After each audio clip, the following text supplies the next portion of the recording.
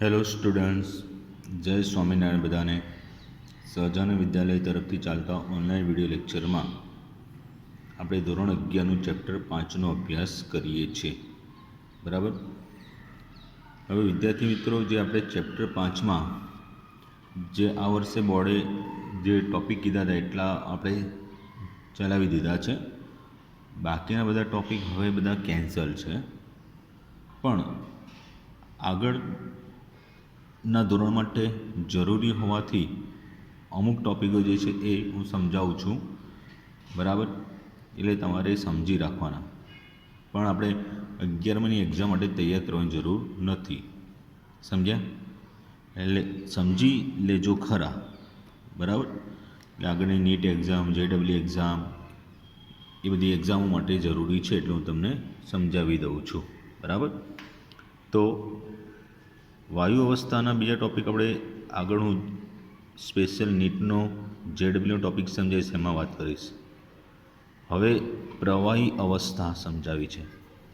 પ્રવાહી અવસ્થા કઈ? પ્રવાહી અવસ્થા. બરાબર. જોઈએ, ચાલો મિત્રો. હવે પ્રવાહી અવસ્થાના ગુણધર્મો કે લાક્ષણિકતા મારે કહેવાની જરૂર નથી. તમે સારી રીતે આગળના ધોરણમાં ભણી ચૂક્યા છો, એટલે મારે સમજવાની જરૂર નથી. બરાબર ને? હવે પ્રવાહી અવસ્થાના કેટલાક વિશિષ્ટ લાક્ષણિકતાઓ જે છે એ લાક્ષણિકતાઓ હું તમને અહીંયા સમજાવું છું. એમાંની એક છે તો કે બાષ્પ દબાણ. એમાંની એક છે તો કે બાષ્પ દબાણ. બરાબર. એને શું કહી શકાય? Vapour pressure. Vapour pressure. ધ્યાન આપજો. તો સમજૂતી મેળવીએ. તો એની સમજૂતીમાં ધ્યાન આપજો. તો કે એક શૂન્ય અવકાશ કરેલ પાત્ર છે. કેવું? એક શૂન્ય અવકાશ કરેલ પાત્રમાં જો અંશત પ્રવાહી ભરવામાં આવે, આ એક માનો કે શૂન્ય અવકાશ કરેલું પાત્ર છે. સમજી લેવાનું. બંધ પાત્ર હોય એટલે શૂન્ય અવકાશ તો જ કહેવાય ને. બરાબર. એમાંથી શું કહી શકાય? વેક્યુમ પ્રેશર વડે બધી હવા કાઢી લઈએ એટલે કેવું પાત્ર થઈ જાય? શૂન્ય અવકાશ. અથવા પહેલાં શું કરી શકાય? પહેલાં કોઈ પ્રવાહી ભરી, પહેલાં શું કરવાનું? કોઈ પ્રવાહી છે એ પ્રવાહી ભરી દેવાનું. બરાબર. આ પાત્રની અંદર બંધ કરતાં પહેલાં અંશતઃ પ્રવાહી પાણી ભરી દેવાનું. પ્રવાહી તરીકે શું લઈએ છીએ? પાણી. બરાબર.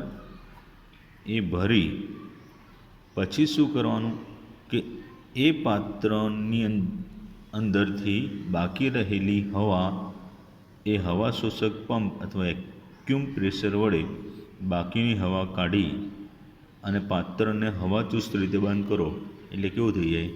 શૂન્ય અવકાશ થઈ જાય. બરાબર. તો આ રીતે એક શૂન્ય અવકાશ કરેલા પાત્રમાં જો અંશતઃ પ્રવાહી ભરવામાં આવે તો પ્રવાહીનો કેટલોક ભાગ બાષ્પીભવન પામી પાત્રના બાકીના કદને ભરી દેશે. પાત્ર છે એના બાકીનો જે કદ છે એને ભરી દેશે. હવે તમે જાણો છો કે ઘરે બી અનુભવ થયો હશે કે કોઈ પાણી ભરેલો અડધો ગ્લાસ હોય એની પર ઢાંકણ ઢાંકી દઈએ તો તમે જોઈ શકો એમાં બાષ્પીભવન થશે, પણ એ તમને દેખાશે નહીં. થોડા સમય પછી એનું ઢાંકણ નીચે તમે એના પાણીના બિંદુ, ટીપા જામેલા જોવા મળશે. કેમ કે ત્યાં બાષ્પ ઠરી ગયું હોય એટલે. બરાબર. તો ફરીથી કહું છું, રિપીટ, કે એક શૂન્યાવકાશ કરેલા પાત્રમાં જો અંશતઃ પ્રવાહી ભરવામાં આવે તો પ્રવાહીનો કેટલોક ભાગ એ બાષ્પીભવન પામીને જે બાકીનો જે ખાલી ભાગ છે, બરાબર, પાત્રનો, તો પાત્રના બાકીના કદને શું કરશે? ભરી દેશે. બરાબર. તો આ જે છે એ શું કહેવાય છે? બાષ્પ. એની જે બાષ્પ બની હોય એ બાષ્પ. બરાબર, એટલે કે એનું વાયુ સ્વરૂપ. હવે પ્રારંભમાં જે પ્રવાહી છે એ પ્રવાહી બાષ્પીભવન પામે છે અને બાષ્પ વડે દિવાલો પરનું દબાણ વધતું જાય છે. પ્રારંભમાં શું થશે કે જે પ્રવાહી છે એ પ્રવાહી બાષ્પીભવન પામે છે અને બાષ્પ વડે આ જે બાષ્પ છે એ બાષ્પના અણુ વડે, સાંભળજો, એ બાષ્પના અણુ વડે દિવાલ પર શું થશે, દબાણ, એટલે કે બાષ્પ દબાણ વધતું જશે અને કેટલાક સમય પછી તે અચળ થાય છે. બરાબર, એટલે કેટલાક સમય પછી તે કેવું બને છે, અચળ થાય છે. કેટલાક સમય પછી તે અચળ થાય છે, અચળ બને છે. અને પ્રવાહી કલા અને બાષ્પ કલા, ત્યારે શું થાય છે કે પ્રવાહી કલા અને બાષ્પ કલા, એટલે કલા એટલે અવસ્થા, તો પ્રવાહી કલા અને બાષ્પ કલા, પ્રવાહી કલા અને બાષ્પ કલા, આ બંને વચ્ચે સંતુલન સ્થપાય છે. એ બંને વચ્ચે સંતુલન સ્થપાય છે. સાંભળજો, એટલે તે સમય શું થશે, જ્યારે બાષ્પ દબાણ પહેલાં શરૂઆતમાં વધતું જાય પછી અચળ થઈ જાય છે, તો ત્યારે શું કહી શકાય, અચળ થાય ત્યારે એ પ્રવાહી અવસ્થા અને બાષ્પ અવસ્થા વચ્ચે સંતુલન છે એવું કહેવાય. બરાબર, તો આ તબક્કે બાષ્પ દબાણ જે હોય, આ સંતુલન સ્થપાય એ તબક્કે, સંતુલનના તબક્કે જે બાષ્પ દબાણ હોય એ બાષ્પ દબાણને શું કહેવાય છે, તો કે સંતુલન બાષ્પ દબાણ, અથવા કેવું, સંતુલન બાષ્પ દબાણ, અથવા તો બીજું સંતૃપ્ત બાષ્પ દબાણ. સંતૃપ્ત બાષ્પ દબાણ, સંતુલન બાષ્પ દબાણ અથવા બીજું શું કહેવાય, સંતૃપ્ત બાષ્પ દબાણ કહે છે. બરાબર, આગળ આ જે બાષ્પીભવન છે એ બાષ્પીભવન તાપમાન પર આધારિત હોવાથી, બાષ્પીભવન છે, જે બાષ્પીભવન થાય છે એ બાષ્પીભવન શાના પર, તો કે તાપમાન પર આધારિત, શાના પર, તાપમાન છે એના પર આધારિત હોવાથી બાષ્પ દબાણ દર્શાવતી વખતે શું તાપમાન દર્શાવવું જોઈએ. બરાબર, તો આ શરૂઆતની થોડીક સામાન્ય માહિતી આપી મેં તમને. હવે આગળ બીજી વાત કરીએ. 1 મિનિટ.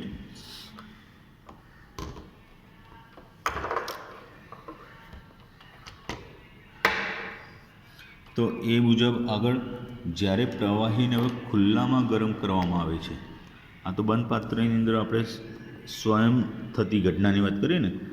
હવે કેવું છે કે પ્રવાહી છે એ પ્રવાહીને કેવું, ખુલ્લામાં, કોઈ પણ પ્રવાહી હોય એ પ્રવાહીને ખુલ્લામાં ગરમ કરવામાં આવે છે. ત્યારે હવે આ પાત્ર છે એ ખુલ્લા પાત્રમાં કેટલુંક પ્રવાહી લઈએ છીએ, હવે એને ગરમ કરીએ છીએ. સાંભળજો, બરાબર, એને ગરમ કરવામાં આવે. તો આ રીતે ખુલ્લા પાત્રમાં રહેલું જે પ્રવાહી છે એ ખુલ્લા પાત્રમાં રહેલા પ્રવાહીને ગરમ કરવામાં આવે, ત્યારે સપાટી પરથી પ્રવાહી, આ સપાટી પર હોય ને, એ સપાટી પરથી પ્રવાહીના અણુ શામાં, બાષ્પમાં રૂપાંતર પામે છે, એટલે બાષ્પમાં ફેરવાય છે. તો એ તાપમાન કે જ્યારે પ્રવાહીનું બાષ્પ દબાણ, હવે એ તાપમાન કે જ્યારે પ્રવાહીનું બાષ્પ દબાણ બાહ્ય દબાણ જેટલું થાય, એ તાપમાન કે જ્યારે પ્રવાહીનું બાષ્પ દબાણ, પ્રવાહી છે એનું બાષ્પ દબાણ એ કોના જેટલું? બાહ્ય દબાણ જેટલું થાય. બાહ્ય દબાણ એટલે વાતાવરણના દબાણ જેટલું. કોના જેટલું? વાતાવરણના દબાણ જેટલું થાય. સાંભળજો. ત્યારે પ્રવાહીનો બધા જ જથ્થામાં પ્રવાહી છે એ પ્રવાહીના બધા જ જથ્થામાં બાષ્પીભવન થઈ શકે છે. ત્યારે શું થશે? પ્રવાહીના બધા જથ્થામાં એટલે આખો પ્રવાહીનો જથ્થો અંદરના બધા હવે સપાટી પરના નહીં અંદર વચ્ચેના તળિયાના એવી રીતે કહેવાય છે કે પ્રવાહીના બધા જથ્થામાં બાષ્પીભવન થઈ શકે છે. બાષ્પીભવન થઈ શકે છે. બરાબર. અને એ બાષ્પ પર્યાવરણમાં મુક્ત રીતે પર્યાવરણ છે એ પર્યાવરણમાં મુક્ત રીતે વિસ્તરે છે, પ્રસરે છે. બરાબર. તો બધા જ પ્રવાહીમાં બાષ્પ છે એ બાષ્પની મુક્ત બાષ્પીભવનની સ્થિતિને આ વ્યાખ્યા બરાબર ધ્યાન રાખજો.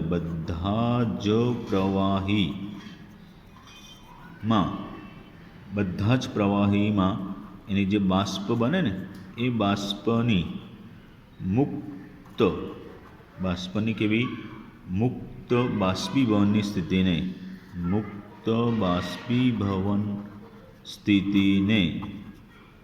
શું કહેવાય છે? તો કે ઉત્કલન કહે છે. શું કહે છે એને? ઉત્કલન એટલે ઉકળવું કહેવાય. ત્યારે એ સમગ્ર પ્રવાહી શું થાય? ઉકળે. એટલે પ્રવાહીના બધા જથ્થાનું બાષ્પીભવન થાય એટલે ત્યારે પ્રવાહી ઉત્કલન પામે એટલે કે ઉકળે છે. આ ધ્યાન આપજો. હવે જે તાપમાને પ્રવાહીનું બાષ્પ દબાણ, બીજી વ્યાખ્યા, જે તાપમાને પ્રવાહી છે એ પ્રવાહીનું બાષ્પ દબાણ, સાંભળજો, જે તાપમાને પ્રવાહીનું બાષ્પ દબાણ કોના જેટલું? સાંભળ, એક મિનિટ.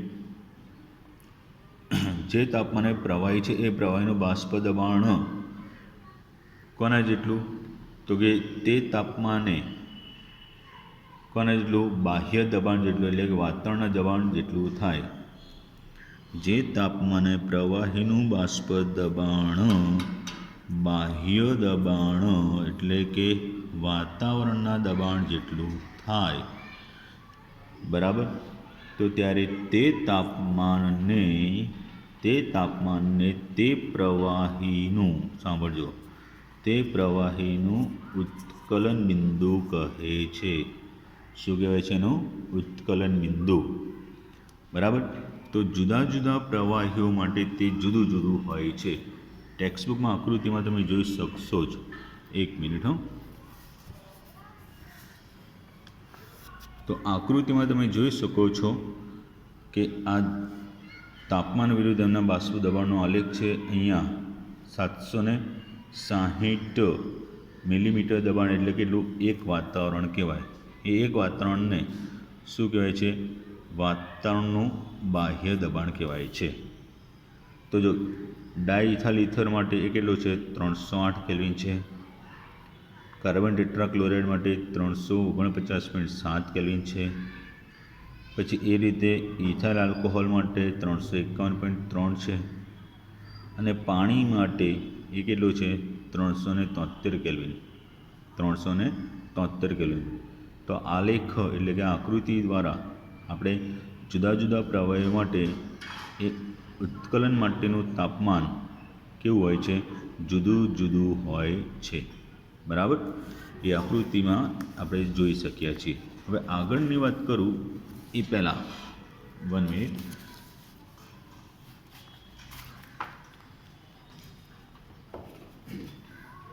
તો પાછળ ફેરવીએ છીએ આપણે.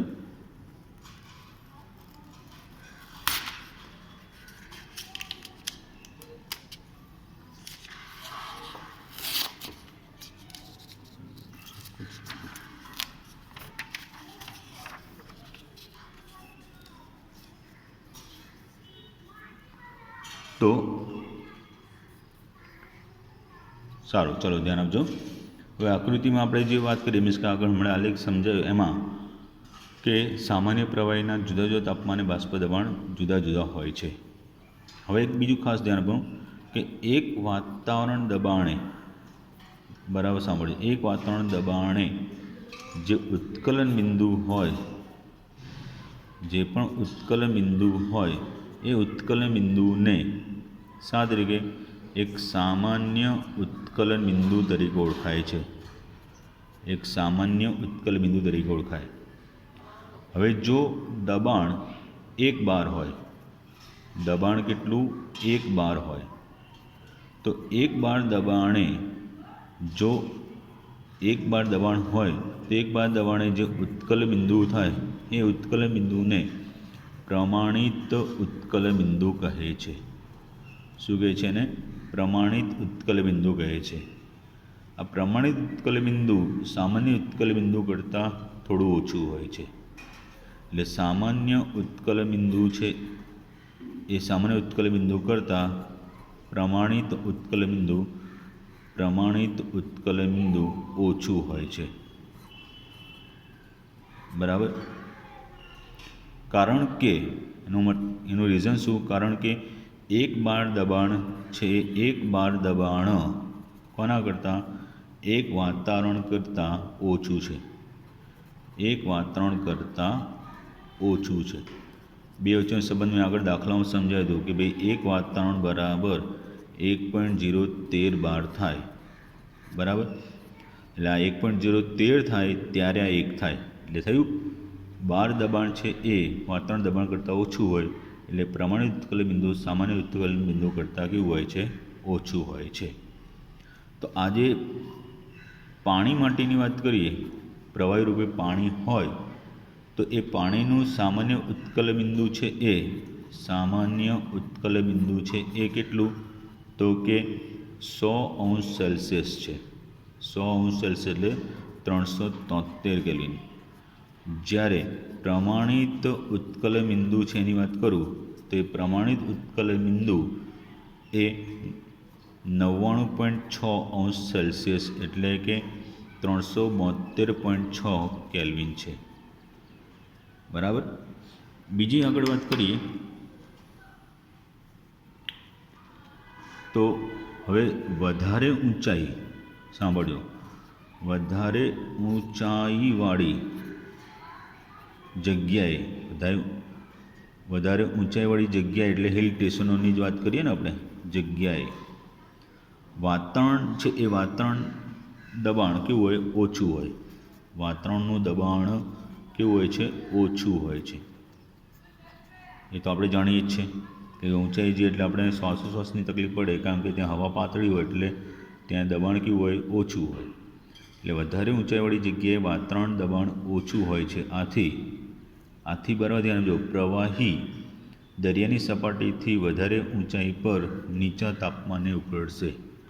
આથી કોઈપણ જે પ્રવાહી છે એ પ્રવાહી જે દરિયાની સપાટી હોય એ દરિયાની સપાટી કરતાં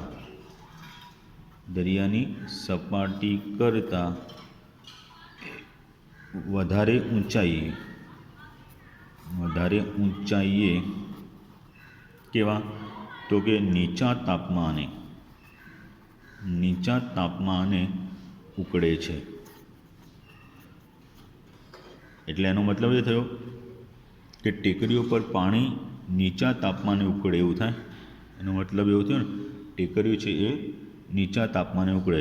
એટલે મતલબ કે ઊંચાઈ ઉપર ટેકરીઓ, પર્વતો એ બધા પર શું કહી શકાય? ઉત્કલન બિંદુ છે, ઉત્કલન બિંદુ નીચું હોય અથવા ઘટે. બરાબર. ઉત્કલન બિંદુ નીચું હોય અથવા ઘટે. એટલે આ પરથી કહી શકાય કે આપણે જે પાણી છે એ દરિયાઈ સપાટી પર, જમીન લેવલની સપાટી પર 100° તાપમાને ઉકળે તો ટેકરીઓ એટલે કે પર્વતો પર, હિલ સ્ટેશનો પર એ 100°થી નીચા તાપમાને ઉકળે એવું કહેવાય. બરાબર. પછી બીજું કે ખોરાક ખોરાક જે રાંધવા માટે પ્રેશર કુકર છે એ પ્રેશર કુકરનો ઉપયોગ થાય છે. એનું કારણ કે શું થશે, પ્રેશર કુકરમાં એક સરખા તાપમાને અંદર બાષ્પ બધે ફેલાઈ જાય, બરાબર. બાષ્પ બધી સરખી રીતે ફેલાઈ જાય એટલે શું થશે કે એને કારણે જે બધો ખોરાક છે એક સરખી રીતે નરમ પોચો બને. એટલે જે સામાન્ય જે ખુલ્લા પાત્રોમાં તપેલીમાં કે એમાં આપણે જે પણ ખોરાક રાંધીએ છીએ એના કરતાં બંધ પ્રેશર કુકરમાં ઝડપથી રંધાઈ જશે. કારણ કે બંધ પ્રેશર કુકર હોવાને કારણે એમાં ઝડપથી બાષ્પ દબાણ વધવાથી ઉત્કલ બિંદુ પણ ઝડપી વધે છે. એટલે ઝડપી એનું ઉત્કલન થાય છે એમ કહેવાય, બરાબર. ઓકે, આગળ તો કે હોસ્પિટલો જે છે એ હોસ્પિટલોમાં શાની અંદર વાત કરું છું, હોસ્પિટલ છે એ હોસ્પિટલની અંદર જે ઓપરેશન પછીના એટલે કે વાઢકાપના જે પણ સાધનો હોય છે એ સાધનોને જંતુમુક્ત કરવા, જંતુમુક્ત કરવા ઓટોક્લેવ, કેવું, ઓટોક્લેવ, બરાબર. એ ઓટોક્લેવ છે, ઓટોક્લેવમાં એને ગરમ કરવામાં આવે છે કે જ્યાં સુધી પાણીનું ઉત્કલ બિંદુ વાતાવરણના દબાણથી ઊંચા તાપમાને ઓટોક્લેવ છે એની અંદર ગરમ કરવામાં આવે ક્યાં સુધી કે જે પાણી છે એનું ઉત્કલ બિંદુ વાતાવરણના દબાણથી, વાતાવરણ છે એના દબાણથી, બરાબર સાંભળજો, સહેજ ઊંચા દબાણે આવે કે જેનું કંટ્રોલ શાના વડે કરી શકાય કે વજન ધરાવતા, નહીતર પછી શું થાય કે પાણીનો ઉત્કલ બિંદુ છે એના વાતાવરણથી ઊંચા દબાણે જો ગરમ કરીએ તો પાત્ર ફાટી જાય, બરાબર. પણ આપણે એને કેવી રીતના કંટ્રોલ કરાય છે કે વજન ધરાવતા દ્વાર એટલે કે દરવાજો છે એ દ્વારથી, વજન ધરાવતા દ્વારના ઉપયોગથી એ ગરમ કરવામાં આવે છે અથવા દબાણ વધારવામાં આવે છે, બરાબર. તો આ સામાન્ય આપણે એની ઉપયોગિતાની રીતે ચર્ચા કરી. હવે બંધ પાત્રમાં પાણીને ગરમ કરતાં તરત એ ઉકળતું નથી, બરાબર. બંધ પાત્ર છે એ બંધ પાત્રમાં પાણી છે એને પાણીને ગરમ કરતાં એ કંઈ તરત ઉકળતું નથી, તો ખ્યાલ છે. ગરમ કરવાથી બાષ્પ દબાણ સતત વધ્યા જ કરે છે, બરાબર. આપણે જેમ જેમ ગરમ કરીશું એમ ગરમ કરવાથી શું થશે તમને ખ્યાલ જ છે કે બાષ્પ દબાણ સતત શું કરશે, વધ્યા કરશે. બાષ્પ દબાણ છે એ બાષ્પ દબાણ સતત વધ્યા કરે છે. પછી તો શરૂઆતમાં પ્રવાહી અને બાષ્પ વચ્ચે પહેલાં શું સ્પષ્ટ રીતની સીમા રેખા દેખાશે. આ રીતે અંદર સમજાવું છું કે આ પ્રવાહી છે, અહીંયા એનું બાષ્પ બની. તો શરૂઆતમાં બાષ્પ અને પ્રવાહી વચ્ચે શું એક ભેદ રેખા કે સીમા રેખા દેખાય. કારણ કે પ્રવાહી વાયુ કરતાં ત્યારે કેવું હોય, ઘટ હોય, કેમ કે એના અણુ નજીક હોય ને એટલે પ્રવાહીના. તાપમાન જેમ જેમ વધશે તેમ તેમ વધારે અણુ બાષ્પમાં ફેરવાતા જશે. ત્યારે તેમ તેમ કોની હવે બાષ્પની ઘનતા વધે. તો તે સમયે પ્રવાહી ઓછું ઘટ થાય અને તે પછી વિસ્તરે છે. એટલે એના અણુ એકબીજાથી દૂર જાય, કારણ કે અણુ એકબીજાથી અલગ ઘૂમે, દૂર જાય છે.